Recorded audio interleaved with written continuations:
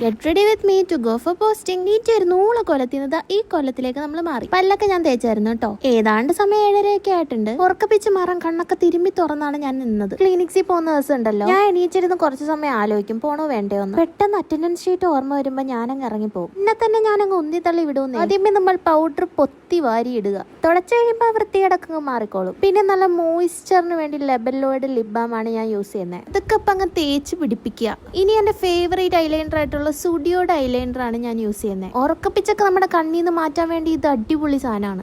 അങ്ങനെ കണ്ണ് രണ്ടും വരച്ചു കൊടുക്കുക. കണ്ടോ, അടിപൊളിയായിട്ടില്ലേ? ഫേസസ് കാനഡയുടെ കൊക്കോ ക്രഷ് ആണ് ഞാൻ യൂസ് ചെയ്യുന്ന ലിപ്സ്റ്റിക്. ഏതാണ്ട് യൂണിവേഴ്സൽ കളറാണ്, പക്ഷെ അടിപൊളി സാധനമാണ്.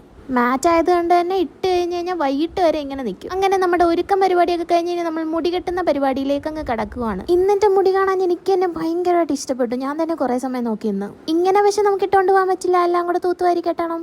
അങ്ങനെ എല്ലാം കൂടെ തൂത്തുവാരി ഒരു മടക്കി ഞാനങ്ങ് കെട്ടിവെച്ചു. ഇതോടെ നമ്മുടെ ഹെയറിന്റെ പരിപാടികൾ ഇവിടെ അവസാനിച്ചിരിക്കും. ഇനി മൊത്തത്തിൽ എന്റെ ലുക്ക് ഒന്ന് കണ്ട് ഞാൻ തന്നെ അങ്ങ് ആസ്വദിക്കും. അങ്ങനെ ഫുൾ നമ്മൾ സെറ്റ് ആയിരിക്കുവാണ് ഗൈസ്. ഇനി നമ്മൾ ആ സ്റ്റെത്തൂടെ എടുത്തിട്ട് കഴിഞ്ഞാൽ ഫുൾ ലുക്ക് കംപ്ലീറ്റ് ആയി. അപ്പൊ എങ്ങനെയുണ്ട്? അടിപൊളിയല്ലേ? ഇനി അപ്പൊ നമ്മൾ ക്ലിനിക്സിൽ പോയിട്ട് വരാം ഗൈസ്. Bye bye.